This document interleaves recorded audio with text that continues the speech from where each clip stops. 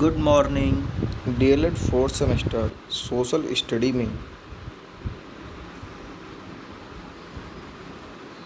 अध्याय 2 के अंतर्गत हम लोग राष्ट्रीय आंदोलन एवं पूर्ण स्वतंत्रता की मांग पर चर्चा करेंगे। भारत का राष्ट्रीय आंदोलन।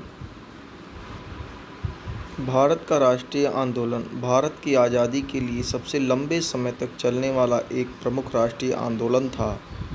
शुरुआत 1885 ईस्वी में कांग्रेस की स्थापना के साथ ही इस आंदोलन की शुरुआत हुई, जो कुछ उतार चढ़ाव के साथ 15 अगस्त 1947 ईस्वी तक अनवरत रूप से जारी रहा, जिसमें प्रमुख संगठन एवं पार्टियां गरम दल, नरम दल, गदर पार्टी, आज़ाद हिंद फौज, भारतीय राष्ट्रीय कांग्रेस, इंडियन होमरूल लीग, मुस्लिम लीग प्रमुख थे। अन्य प्रमुख आंदोलन असहयोग आंदोलन, भारत छोड़ो आंदोलन, सविनय अवज्ञा आंदोलन, स्वदेशी आंदोलन, नमक सत्याग्रह आंदोलन किए गए।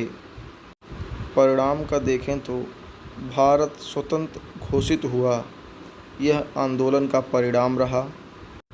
इस आंदोलन से संबंधित प्रमुख लेख गांधी युग, Rowlatt Act, Theosophical Society, Vernacular Press Act, Indian Councils Act, हारगोट समिति, हंटर समिति, बटलर समिति रिपोर्ट, नेहरू समिति, गोलमेज सम्मेलन प्रमुख हैं।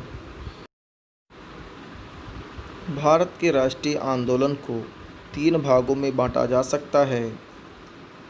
पहला प्रथम चरण, दूसरा द्वितीय चरण एवं तीसरा तृतीय चरण। इन तीनों चरणों के माध्यम से लास्ट में हमें आज़ादी की प्राप्ति होती है। भारतीय राष्ट्रीय आंदोलन भारतीय इतिहास में लंबे समय तक चलने वाला एक प्रमुख राष्ट्रीय आंदोलन था।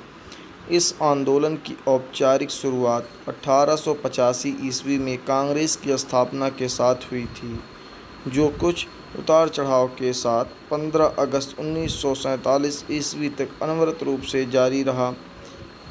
वर्ष 1857 में से भारतीय राष्ट्रवाद के उदय का प्रारंभ माना जाता है। राष्ट्रीय साहित्य और देश के आर्थिक शोषण ने भी राष्ट्रवाद को जगाने में महत्वपूर्ण योगदान दिया। भारत के राष्ट्रीय आंदोलन को 3 भागों में बांटा जा सकता है। प्रथम चरण 1885 से 1905 ईस्वी तक निर्धारित किया गया है। इस काल में भारतीय राष्ट्रीय कांग्रेस की स्थापना हुई, किंतु इस समय तक इसका लक्ष्य पूरी तरह से अस्पष्ट था। उस समय इस आंदोलन का प्रतिनिधित्व अल्प शिक्षित, बुद्धिजीवी, मध्यम वर्गीय लोग कर रहे थे। यह वर्ग पश्चिम की उदारवादी एवं अतिवादी विचारधारा से प्रभावित था। द्वितीय चरण 1905 से 1919 तक। इस समय तक भारतीय राष्ट्रीय कांग्रेस काफ़ी परिपक्व हो गई थी तथा उसके लक्ष्य एवं उद्देश्य स्पष्ट हो चुके थे। राष्ट्रीय कांग्रेस के इस मंच से भारतीय जनता के सामाजिक, आर्थिक, राजनीतिक एवं सांस्कृतिक विकास के लिए प्रयास शुरू किए गए।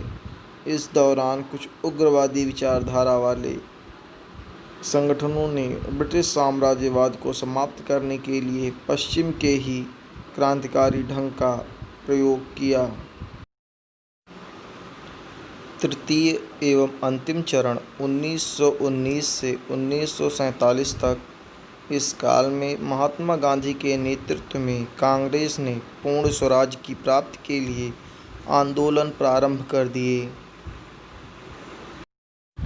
वीडियो में जो तिथियां अंकित हैं, उन तिथियों को नोट कर लें तथा याद कर लें।